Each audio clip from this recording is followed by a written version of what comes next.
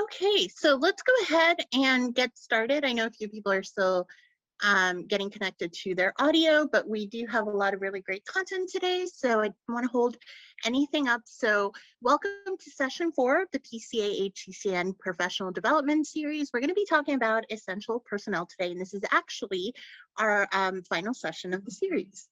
So, oh, Helen, sorry, I thought it was on, Helen is sharing the slides, and I was trying to click on the next one. So this is our wonderful STAR Center team, and actually all of us are on the call today. So you'll be hearing from me as well as from Alex Wolren and Helen Ravenier. They will both be presenting in a little bit, and we're just really excited to have everyone.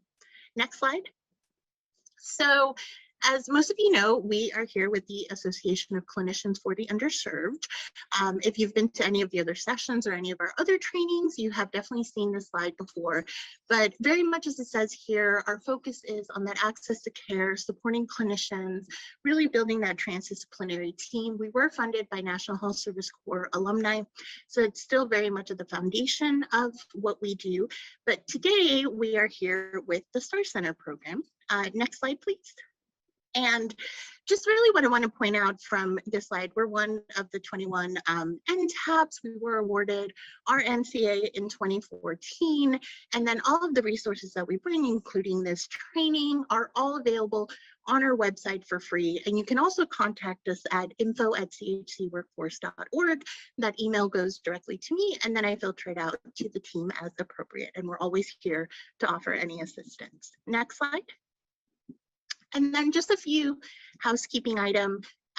This session is going to be recorded. It is going to be sent via email to everyone who registered. Feel free to use the chat box to ask any questions, share comments, thoughts as we go through the presentation. Mariah Blake is here to help if you have any technical difficulties. And then there will be an evaluation at the end, and we would really appreciate if you could fill that out. It just helps us know what we can do better and offer you the information that you're looking for. Next slide, please. So what is the purpose of the PCA HCCN Professional Development Series? As you can see here, it's really just, we want to offer all of you a space for professional development and collaboration, all focused around workforce recruitment and retention. So that's what we'll be talking about today. Next slide, please. And the way that we're able to accomplish this is each of our sessions are really focused around the train the trainer model, so that as PCAs, all of you can bring this back to your health centers. Today we'll be focusing on essential support personnel. So how can you retain them? How can you recruit them? We want you to build your network, keeping you informed of everything that's going on workforce related in health centers, and hopefully be able to bring you some inspiration for the work that you're doing, and that you can also have those conversations with your health centers. Next slide, please. Okay, so we are going to do a quick icebreaker before I pass it over to Alex. So again, if you've been on pretty much any training that we have done, you'll see we use Mentimeter a lot. So you can either hold up your phone to the QR code, or you can go to menti.com and put in this code. And I was going to ask if someone from the team could put that in the chat as well. And however you want to get there, so we will have one question. And as soon as Helen, whenever you're able to stop sharing, I'll go ahead and share my screen so we can get the Mentimeter going. And give me 1 second. Sorry, I'm trying to, oh, of course, now I'm having some computer issues. Okay, there we go. Sorry, everyone. Okay, so it's kind of fun, kind of silly, you know, things are so serious right now that we really just wanted to kind of bring everyone something fun to think about. So if you could have an endless supply of one condiment for the rest of your life, but it had to come from your belly button, what would it be? Okay, so we have pesto, sriracha. I love sriracha. Mayo, tahini. Condiments are overrated. I do like that. Chick-fil-A sauce, that is pretty delicious. Soyu, barbecue. Okay, so it's like a mix of a lot of different condiments. I do like that. Ketchup. I personally love mayo and love sriracha, so that would be me. And then I can never say the long one with the W. If anybody else, Worcestershire. yes, thank you. Barbecue sauce, honey mustard, perfect. We've So also got a comment from the chat from Josie. If my belly button is involved, none. But Josie, you have to have one. You have to have a condiment coming out of your belly button. What Yes. I can't accept that, Helen. I'm sorry. And I see that Brian said mayo. That I'm right there with you. Like, love mayo, hate ketchup. I know. So, all right. So let me stop sharing. Thank you so much, everyone. Oh, avocado crema. Very good choice. All right. So now that we just had like a little bit of fun, I'm going to go ahead and pass it over to Alex. And I believe Helen will be sharing again. Right. I don't know if I can adequately follow that Mentimeter. That was fantastic. But today we're going to talk about recruitment and retention for essential healthcare support personnel or essential health center support personnel. And really what we're going to focus on is recruitment of, Helen, if you can do the next slide, medical assistants, dental assistants, community health workers, and promotores, and front desk personnel as well. So these are really critical aspects for a health center, and obviously there are clinician shortages across the entire range of certifications, but one that often gets, I think, not as much attention as it deserves, and as much attention as the people working at health centers. All of you really on the ground in health centers and PCAs know that there can be significant shortages in these different groups. And we're going to share some things that we found from both a focus group and just from talking to people from health centers and PCAs about kind of what the issues are. And then Helen's going to talk about some of the solutions and ways we can go about tackling these shortages and these challenges. So next slide, please.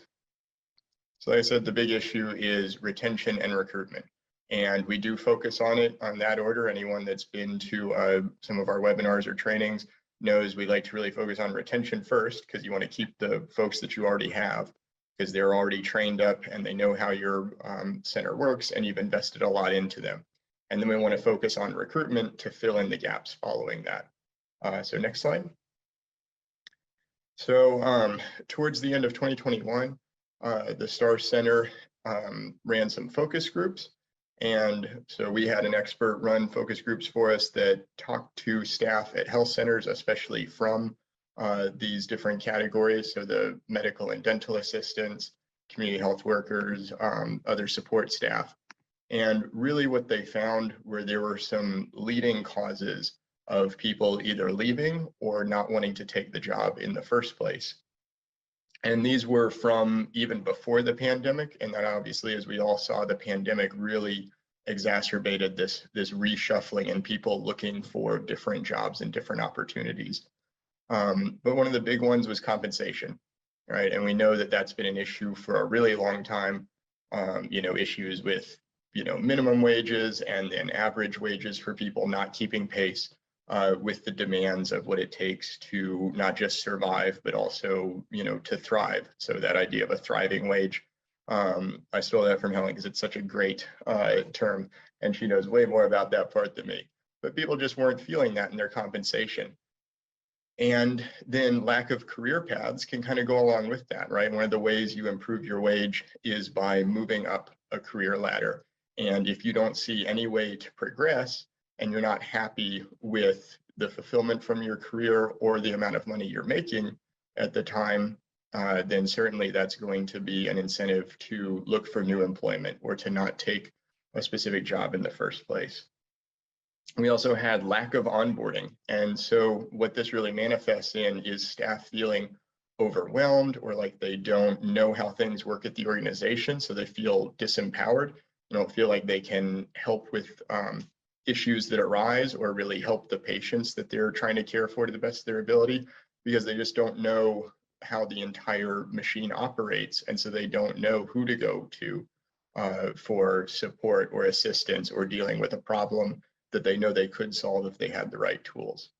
And then the final one is leadership, right? And there's, the saying, like, people leave bad managers, not bad jobs, right? A manager, even at a really good organization, can cause a lot of personnel turnover. And so making sure that leadership is, both at the manager level, right, with the employees, and then at the higher leadership levels as well, is supportive for employees, not making the workplace one that's really challenging, frustrating, or even, abusive. So you don't want people who are bullies or mismanaging their power, but you also want people who are taking a really active approach to being a good leader. So people will leave because of bad leadership.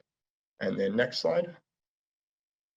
Beyond the focus groups, just things that we have heard kind of anecdotally over the, especially since the pandemic started, but again, even before, is just that these roles are really challenging, and they don't often get credit for being as challenging as they are. Just because you don't have, the big letters behind your name doesn't mean that your job can't be really difficult and sometimes subject to more pressures, and with less of an outlet because you're not that final decision maker. And so kind of recognizing the kind of strain that can put on someone in that position. Another thing that we've heard is that these roles often encompass a really wide age range, right? And so you're looking at everyone from the 18 or 19-year-old just out of high school or just out of a technical program at a community college or something, who's not, they don't care about like the retirement benefits that you offer. That just hasn't registered with a lot of those people. Some of them, it might really matter to them, and they're like thinking way ahead of the game, and good for them. But I know that when I was 19, I cared more about what the hourly wage was than if there was a retirement plan. But you may have people who are doing this to transition to a new career. So they may be in their 30s, 40s, even 50s and on, looking for something, and they might recognize some of these intangible benefits, or they might be looking for that career path and really thinking ahead to saying, like, one day I want to be a supervisor or a manager. And so if you can't present to all of that range of people, that might drive some folks away. And and the final one is people may be working multiple jobs, especially with these lower wage positions. Again, they're trying to cobble together that thriving wage. I think many of us have probably been there before, where you're working multiple jobs and trying solutions. And so trying to manage on multiple jobs, or trying to go to school and again, develop that career path of your own. If you can't work around that because your schedule is inflexible, again, that's going to drive some folks away. So that's kind of a basic addressing of the challenges. And I'm going to turn it over to Helen, and she's going to talk about how we can address all of these and really retain and recruit new people. Awesome. Thank you so much, Alex. So yeah, we want to, with all those challenges that Alex went through, sort of laid out, we don't want to just leave you with like, things are hard, good luck. So here are some ways to meet those challenges and help recruit and retain these essential support folks. So first, we're going to go through upskilling, cross-skilling, and reskilling. So when it comes to future fitting our workforce, focusing on skills is a really important step we've found. But we also know that many upskilling strategies are still kind of missing the mark. And the confusion often starts with this lack of differentiation between upskilling, reskilling, and cross-skilling, and a blurry understanding of the role that each of those different things plays in equipping an organization for this future of work that we know is coming / is already here. So although these three terms really sound familiar, of course, there are several different characteristics that set them apart. So while upskilling and reskilling are about learning new skills, the context for each is a bit different. Upskilling is focused on helping employees become more knowledgeable and develop new competencies that relate to their current position, whereas reskilling is about equipping folks to switch lanes and move into a new role within your organization. And so to help sort of visualize the difference, we have this illustration that shows how each form of skill building impacts that famous T-shaped talent model. So upskilling is about lengthening the vertical base of the T, and which represents an employee's depth of skills. And then reskilling is what happens when you move that vertical line entirely.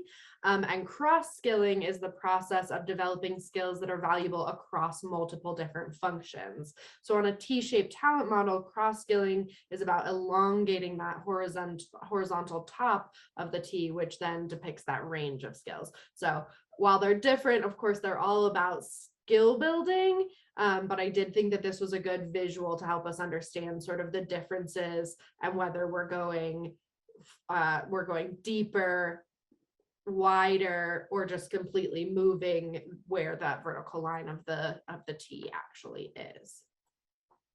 So again, if you've been to any of our presentations, you know that we love a good quote. And so the only way to prepare your organization for the future of work is by putting skills at the center of your strategy. And we think this is a really important message to get out to health centers. And of course, you as PCAs and HCCNs can be some of the conveyors of that.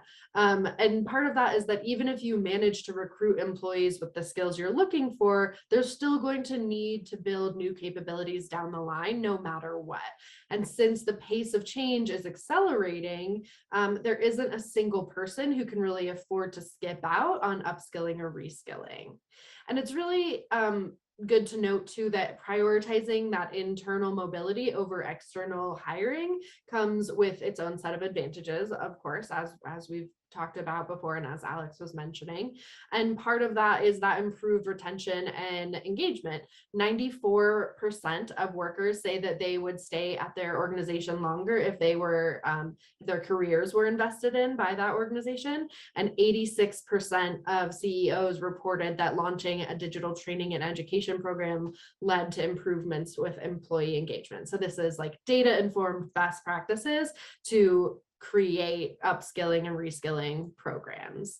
And then from those focus groups that Alex was mentioning, some notes on upskilling from that focus group is that some of the focus group participants really described how they recruit internally to cross-train or upskill those existing patient-facing staff to serve as MAs and DAs. And participants noted that training someone who's already familiar with the organization and patients was more likely to be successful at a given site. And so recruiting to replace those staff, those patient-facing staff, can be easier than recruiting MAs and DAs, and then training staff with different skills can add that variety to the workload, and it can increase flexibility in managing operations as well. So those are some notes from the focus groups on upskilling.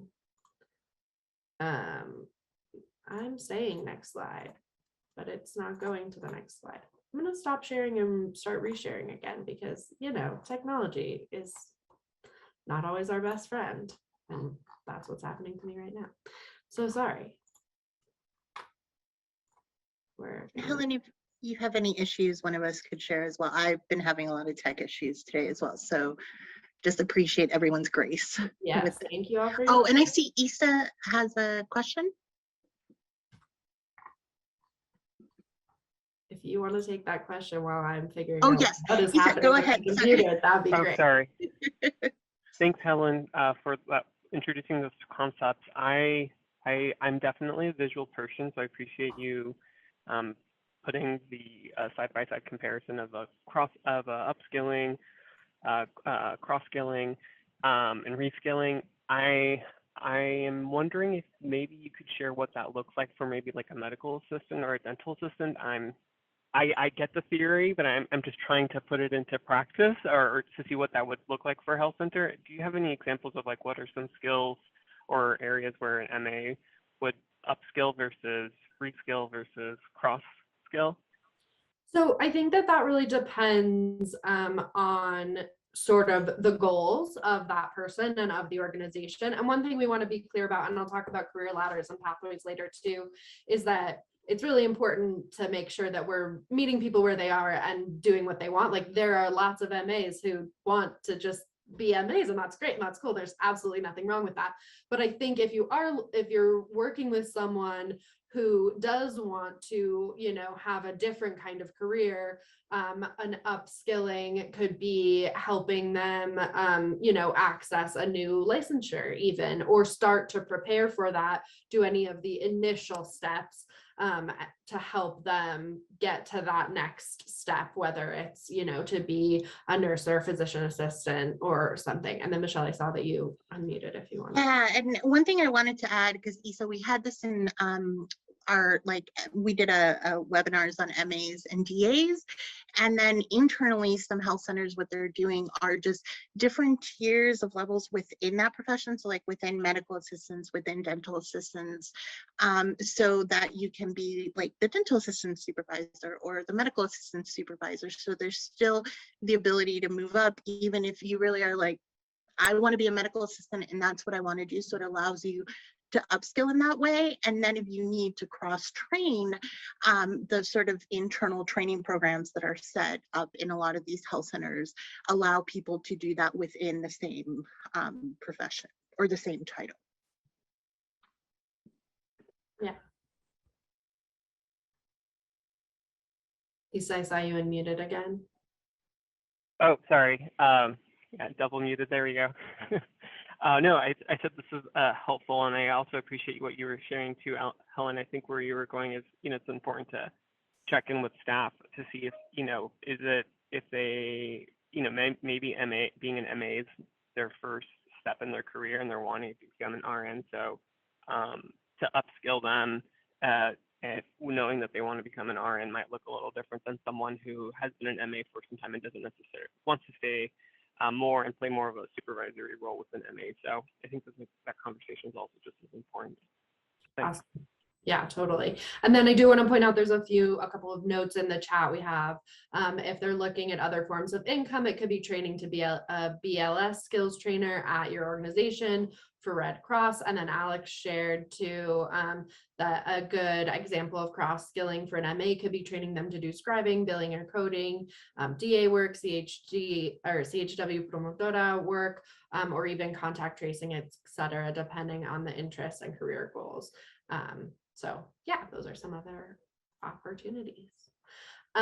So next I want to talk about compensation and bonuses. Again, that's something that came up in those focus groups. So it's important to have a compensation plan, which can also be referred to as a total compensation plan, which encompasses all of those compensatory components of an organization strategy. So wages, salaries, benefits, and total terms of payments, and then employee compensation plans also include those raise schedules, fringe benefits, any union perks or employer provided vendor discounts, etc., things like that. And then a strategically designed compensation philosophy that is kept current, relevant, and in accordance with employment laws supports several important components of your organization. So those strategic plans, budgeting and business goals, industry competitive challenges, operating needs, and that total reward strategy that supports retention. And like it says on the slide, making sure that we're including those essential support staff in these strategies, and making sure that we're being really clear about how we're going to make sure to do that. And then again, just to note, there's a note in the chat from Michelle about that one thing that's very helpful is that these things are strategized to fit the needs of each employee and their goal. And I think that is in reference to the previous slide, but also this one as well. So yeah, just to be really strategic and clear and have those things really outlined in advance, which is a theme that will come up throughout the presentation too. And then thinking too about compensation beyond what we've already talked about, but thinking about bonuses as well. Again, making sure that bonuses are offered to all staff. So to think about pay equity and address some of those historical inequities, but to make sure that, bonuses are released in a way that make sure everyone gets to share in that benefit. And then, like it says, bonuses can really be a powerful retention and recruitment tool. You know, we all like getting a little extra money as a way to, you know, help us out. So that's great. We've heard a lot about offering sign-on bonuses, and I do know that a lot of health centers are offering this. We've also seen just how much other kinds of organizations are offering. So we definitely don't want to say that this is, you know, you're going to be your only solution, because we know that it is not necessarily possible for health centers to offer that competitive sign-on bonuses. And the current market for sign-on bonuses is honestly, to use a colloquialism, it's a little bananas. So I don't want to say that this is, you know, your only solution, but definitely something to consider, and to know that other folks are doing it. So something should probably be offered, even if we're not offering that same like multiple thousands of dollars, which again, bananas. And then consider paying taxes on bonuses from employees. That's, you know, a nice way to be like, this chunk that we're saying you get all of it. You don't have to think about paying the taxes on it. And then of course, it's really important to develop those policies and guidelines on how bonuses are calculated and inform staff. Again, going back to that piece around transparency. So is it tenure, quality metrics, et cetera? And, you know, I assume we've all seen that scene in The Office where Jim and Michael are trying to figure out how to give bonuses, and the staff gets really angry because they're putting beans on their faces. And like, we don't want to be Jim and Michael trying to decide on the fly and figure it out. Like, have this planned, have it be strategic, and have it be transparent of how these bonuses are calculated, so that folks aren't surprised, and none of us have to go hide in our office and drink gin out of mugs, which is what happens in that episode. So anyway, bonuses again are really a good way to show appreciation. It helps retain folks. And then it really indicates that you're an employee focused workplace and culture, which can be really helpful. And I'm going to go check the chat because I see some things. And yeah, Michelle shared that we've seen some job postings for sign-on bonuses between $5,000 and $12,000 for MAs, which I think is just wild. And Emily shared that they've heard that sign-on bonuses haven't been all that effective because there's so much competition. So yeah, I definitely agree. And employee referral programs have worked well for some health centers. So definitely agree with that. And then Issa shared that we're seeing higher number of clinics who are offering retention bonuses given the service clause piece to them. Yes, absolutely. So I think that rethinking how we're using bonuses, being both creative and like I said, transparent is a great option. And then Brian, I see that your hand is up if you want to unmute and share. Yeah, what do you think of making it known in the course of the initial interview for the purposes of recruitment that there's going to be an offering, at least, or some consideration of upskilling, cross-skilling, I forget the third, and how do you time that? At what point do you, obviously, if you're going to offer it, the clock is ticking from the time you hire them, and at what point do you decide that you're going to take that step? Yeah, I think that's a great question. I definitely think it's worth talking about in the interview recruitment process. I think that, again, it's just sort of it's showing that your organization has a culture of development and growth and learning, which is something that's exciting to a lot of people. I know that's exciting to me and a lot of other folks in my generation. And so I think that it is a way to, show what kind of organization you are and make sure that it's a good fit. Because if you are an organization that is focused on that, then you want someone who's going to be engaged with that, and or again, kind of say, this is an option we have. Some people take advantage of it and some people don't, and both are okay. Just being really clear at the offset, I think, is really important. And then again, in terms of timing, I think it really depends on the person. And I think it's more about staying in touch about what that looks like. So, as you're onboarding, continue to check in, and then check in at like the 3, 6, year marks to say, how are you feeling, what's going on, and then just, you know, continue to have that open dialogue about how you're feeling in your career and what are some of the things, like what are your longer term goals and how can we help support you in that. So I think that's what I would say. Maybe synchronize that offering with the quarterly or bi-yearly review.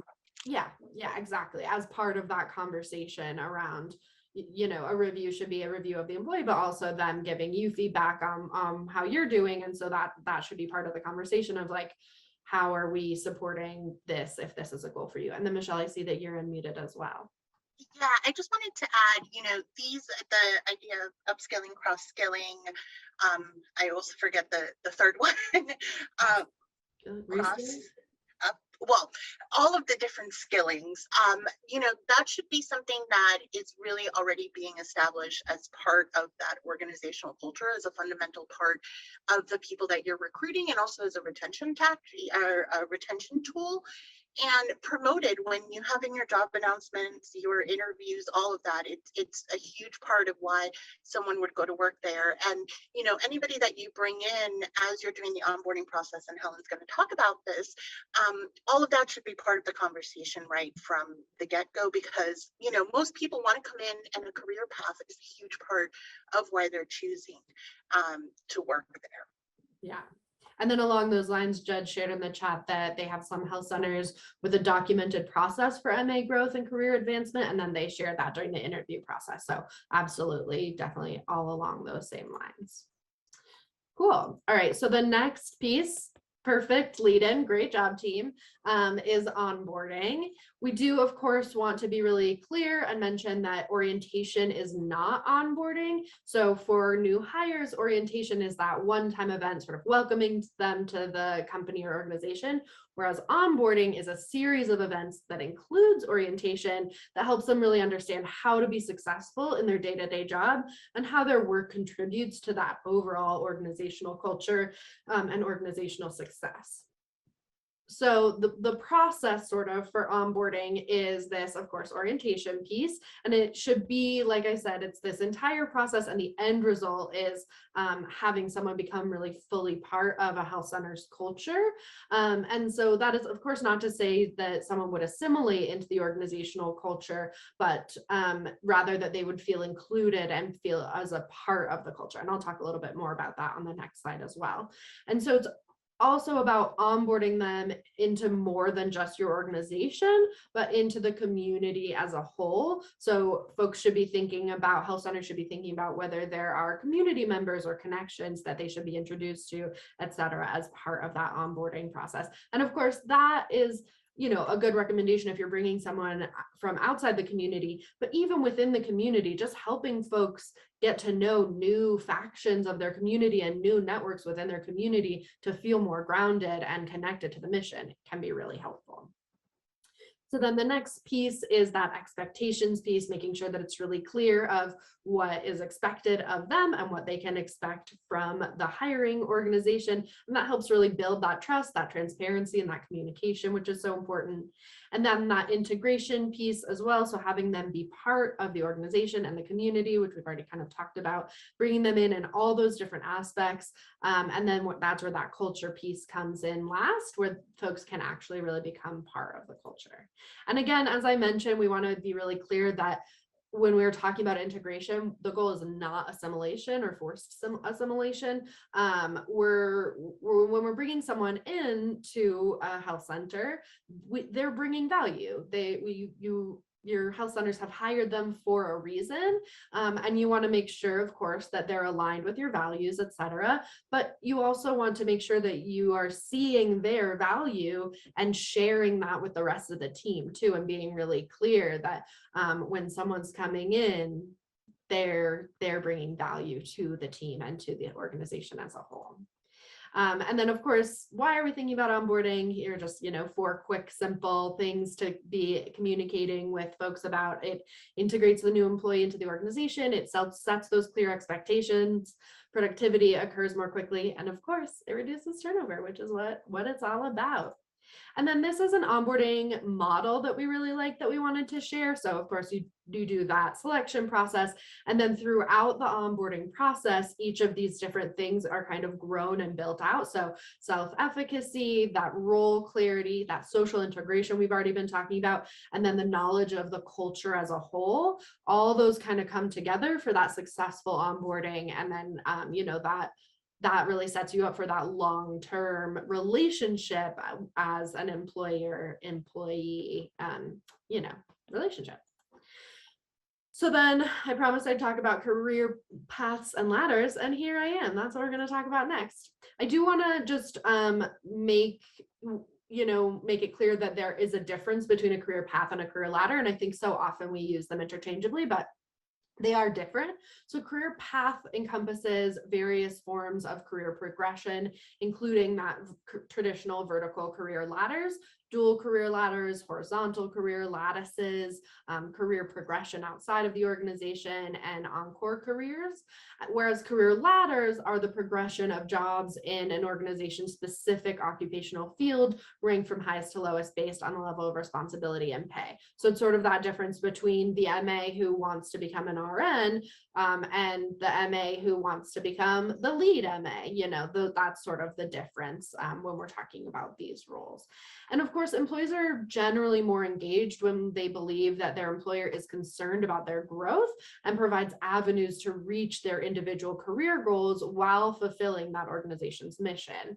And a career development plan really provides employees with an ongoing mechanism to enhance their skills and knowledge that can lead to a mastery of their current jobs, promotions, or of their current jobs. And then whereas that promotions and transfers to new or different positions can also really be part of that.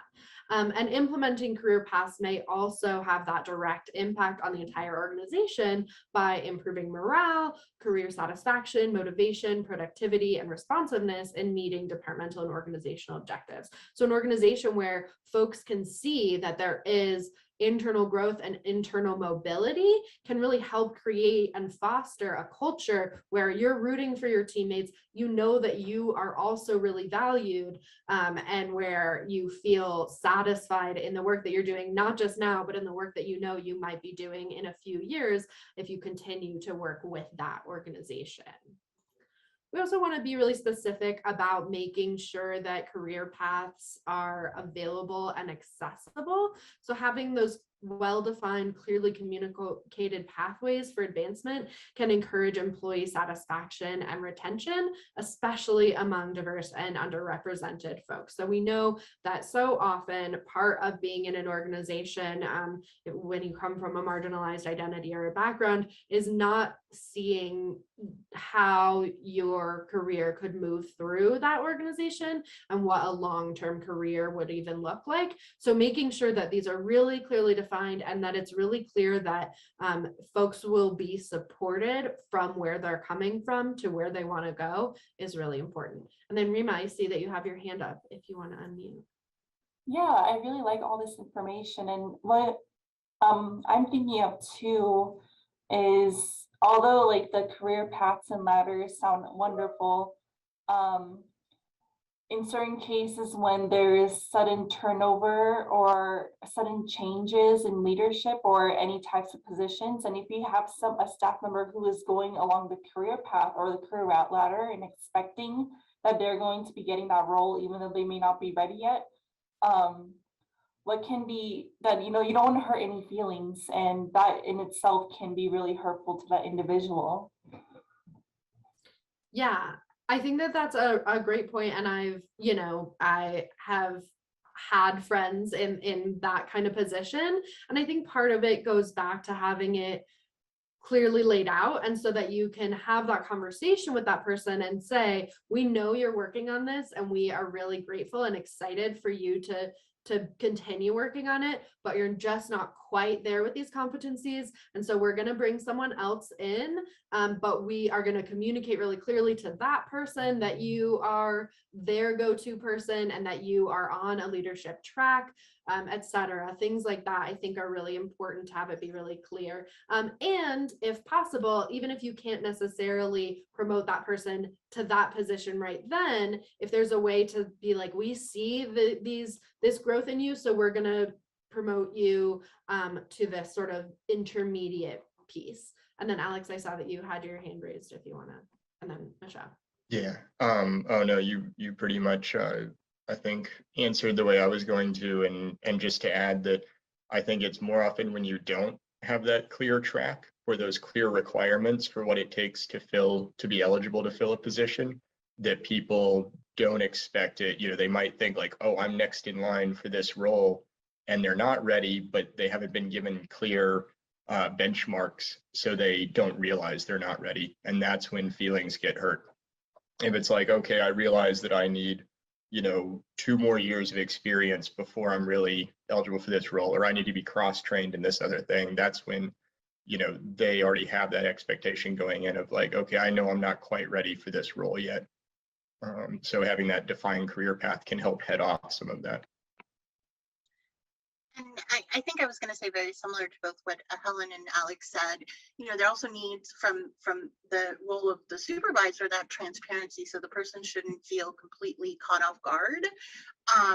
That they didn't get this role and what's going on. The transparency, the conversations, the ongoing conversation of where this person wants to take the next step in their career, and then an honest conversation if you definitely don't want to set someone up for failure if they're not ready to take that next step, because that's not going to help them either. So it's working with them to prepare them for that. Helen, I also did want to make one announcement. We have some people from Puerto Rico on the line, and they had messaged me. They were having some audio issues, so if I could just stay in Spanish, so we're going to send the vamos a mandar la grabación para todo el mundo si lo quiere después en 1, 2 o 3 días después que terminemos. That's it. Sorry. And if I just wanted to let everyone know they would get the recording. Yeah, perfecto. Muchísimas Gracias. Great. Yeah. Thank you all. I think that all those points are absolutely wonderful.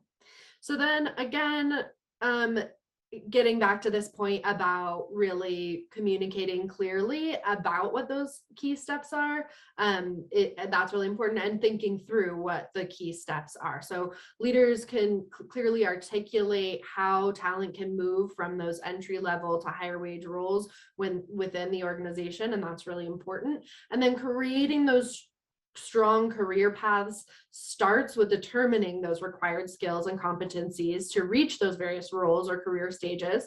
And then next, the leadership team can identify available training and professional development resources for employees to gain those skills. And finally, clearly and consistently communicating that information to employees enables them to make those informed decisions and pursue the growth opportunities that make sense for them. So kind of reiterating some of the things we were just talking about as well.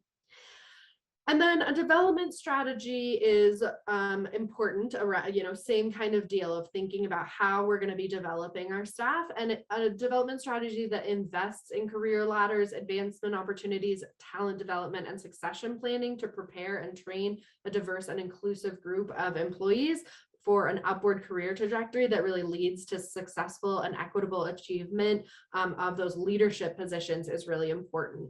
So often, even organizations that are working really hard on increasing diversity and inclusion, we see a lot of diversity at the entry level set of employees, but at the leadership level, those aren't happening. And so creating those strong development strategies to make sure to build in a diverse and equitable leadership team is really important.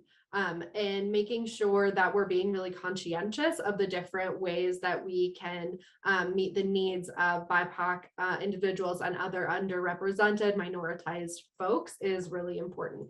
Another piece, BIPOC stands for Black, Indigenous, and People of Color. Just saw that in the chat. And yeah, great. And then we also, when we're talking about this, we like to highlight the importance of experience. Of course, education is wonderful. We all on the STAR² Center love education, and we're not trying to knock it. We've got Dr. Michelle with us. We love education, but we also want to be really clear that lived experience of certain kinds of things and of whether that be work or personal life is an expertise that cannot be gained through education. And so we want to highlight that and make sure that that is included in a development strategy to honor, recognize, and utilize the lived experience as expertise as we're developing folks. And investing in those career ladders that really train a diverse and inclusive group of employees is really really important as we're trying to serve patients better, which is, the end goal that we always want to keep in mind and make sure we're keeping at the center. So I think finally, the last solution we wanted to talk about is leadership and communication. And of course, those go hand in hand. Of course, it's really critical that the leadership of an organization really reflects the organization's values and its day-to-day actions. And that alignment of a health center mission with the beliefs and values of its workforce is critical. And so this goes back to just everything we've already been talking about is as you're communicating with your health centers, just being really clear that we're not, proponents of top down in so many things, but in so many elements of how we create culture and work with our workforce. Leaders need to have that buy-in, and they need to be living these values, and part of that value is living the value of helping people grow in their careers, and wanting to have your staff be fulfilled and engaged and excited. That is also part of this mission-driven work. And so communicating that really clearly to leaders can be a really important step. And then finally, having that positive communication, positive, clear, frequent communication is really important. We want to highlight that words and actions matter, and people are watching and listening and hearing. Language is this powerful tool, and it serves as both a way to communicate with others and a way to shape the world around us. So being cognizant of the language that we use in recruitment and retention work both communicates our values to existing and potential new staff, and it also helps us shape our environments as inclusive and equity focused. And so being really clear about that and thoughtful about that can be really helpful. And then of course, we want to encourage practicing that bi-directional communication, as we've sort of been talking about throughout this presentation, of thinking about creating a dialogue from day one, from that interview of like, here's how our MAs grow. Let's have a conversation about that as part of the recruitment process, even not being dismissive, really making sure that we're being open and listening and ready to learn and adapt when our folks come and bring information to us and want to have conversations with us. And then taking that strengths-based perspective. So that is an approach that concentrates on the inherent strengths of individuals, families, groups, and organizations, and then it deploys those personal strengths to aid in meeting the goals and needs of the group, of the organization. So that's really important. So with all that, Brian, I see you have your hand up. You're welcome to unmute. Yep, there I go again. I'm wondering if your intake interview covers what matters to you, and you're noting that, and maybe finding a way to tie in or ask the employee in the course of that review, does what matters to you tie in with the work that you're doing so far, or words to that effect? Right. Yeah. We definitely encourage health centers to include information about their mission, vision, values, and their culture in the interview process, and to ask folks what their personal vision and values are, to make sure that there is that mission alignment. We also encourage folks to ask questions that are justice, equity, diversity, and inclusion based, not necessarily as a qualifier or not a qualifying question, but just so that you know, as folks are coming in, sort of where they are in conversations around justice, equity, diversity, and inclusion, so that you can, you know, help bring them up to speed as a health center. And we definitely encourage folks to, I know there's one health center in Colorado that at their orientation, the CEO or executive director comes and talks about, like, you work here now, welcome to the movement. This is a movement based in social justice, and here's what that means. And I know I've talked to him about this, and he finds that having that is like, it's more than just a workplace. We're part of something bigger than that. So I think really including that information is absolutely important. So with all that in mind, we'd love to hear from you, and you're welcome to put it into the Mentimeter because we don't have a ton of time to go over it, but we also just wanted to hear if anyone wants to unmute and share what they've done as a PCA to support health centers in their efforts to retain and recruit these essential personnel. But again, you're welcome. It's that same Mentimeter link, etc., if you'd like to put it in there. And Helen, I have that slide up, so as comments come in, I'm happy to read them. Okay, that's all. Yep. And then I also love your comment in the chat about it's very helpful to also ask these types of questions in stay interviews for attention. So absolutely, we've been focusing a little bit in the last few months on stay interviews and their value, and I absolutely think that that's a great time to check in on whether people's goals, both as like personal career goals and goals around the kind of work they want to do with their lives, are being met.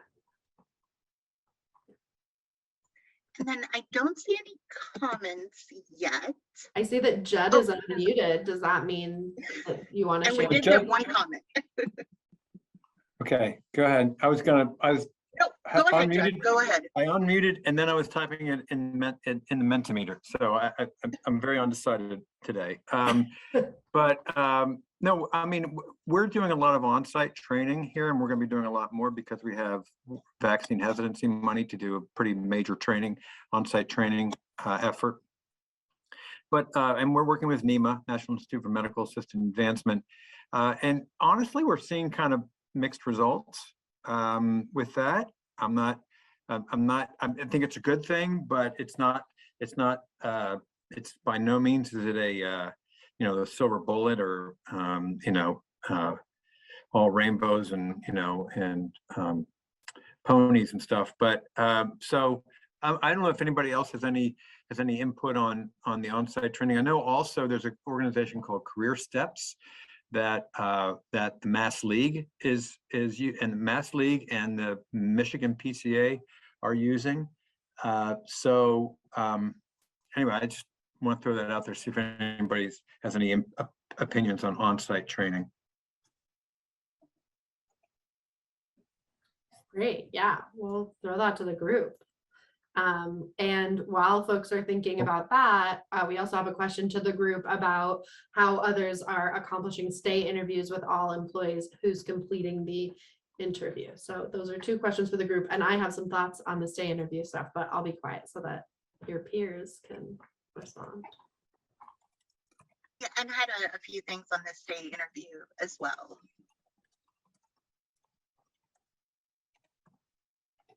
And I see Megan said that they're working with Career Step in Utah.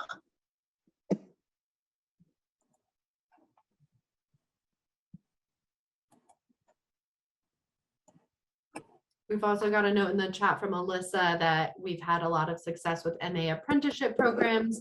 Happy to discuss with you. And there's an email in there. So again, that's part of what we want from this series, is for you to build that network and create those connections with your PCA HCCN colleagues. So love to see that in the chat.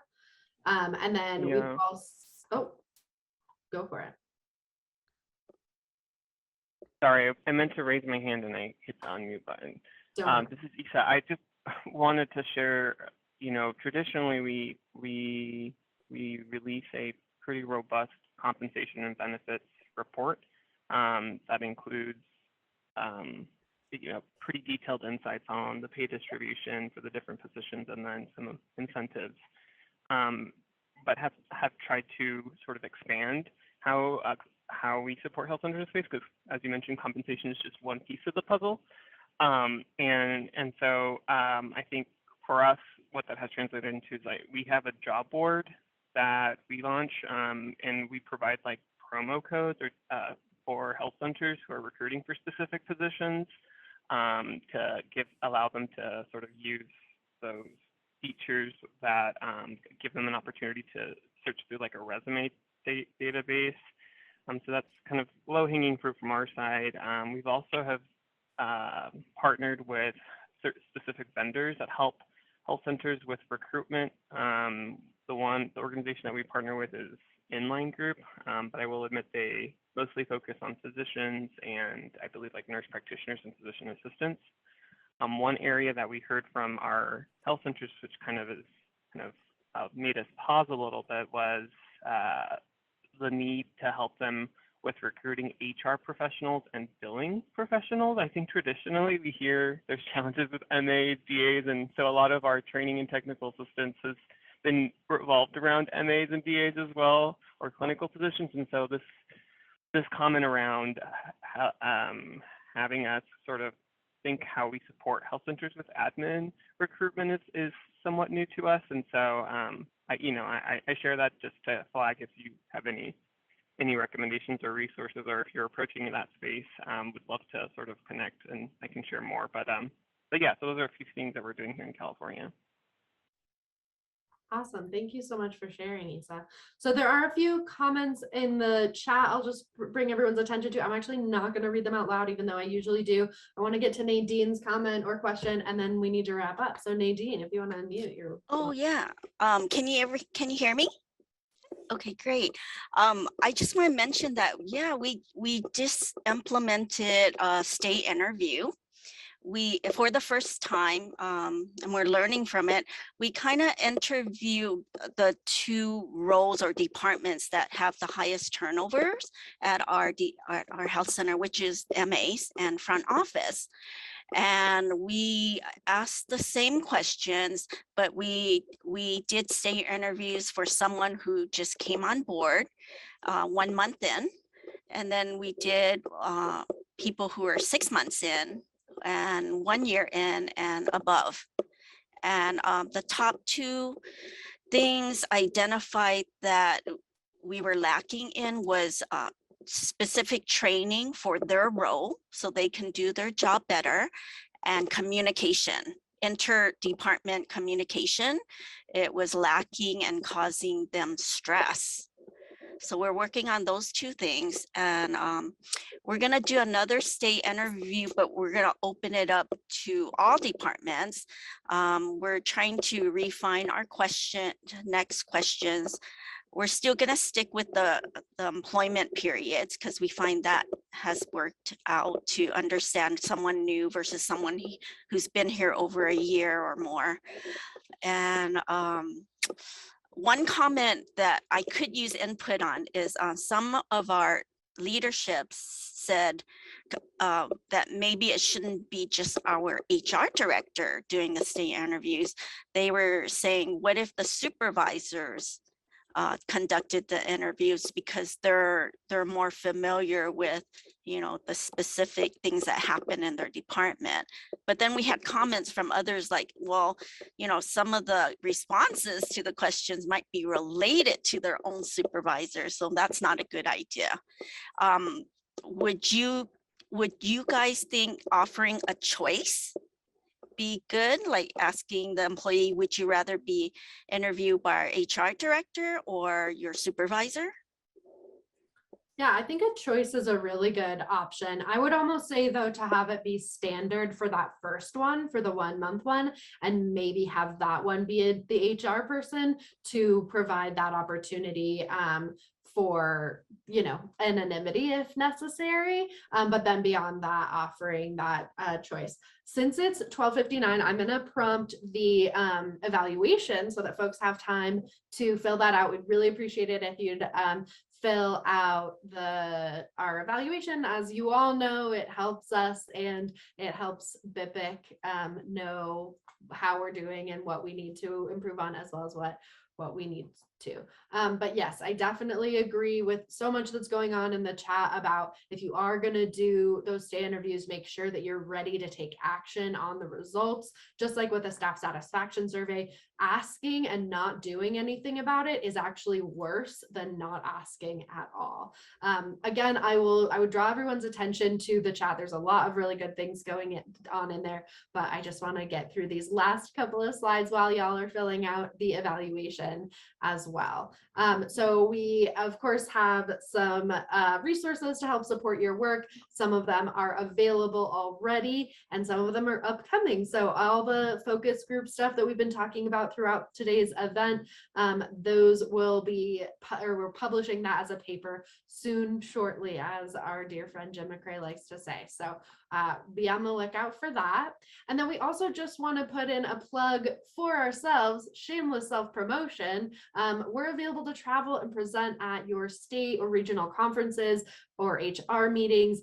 Here is a list of things that we're available and ready to chat with folks about, do presentations on, etc. So keep us in mind, reach out to us if you have something going on that you'd like us to present at. We'd love to come and chat with you and your people.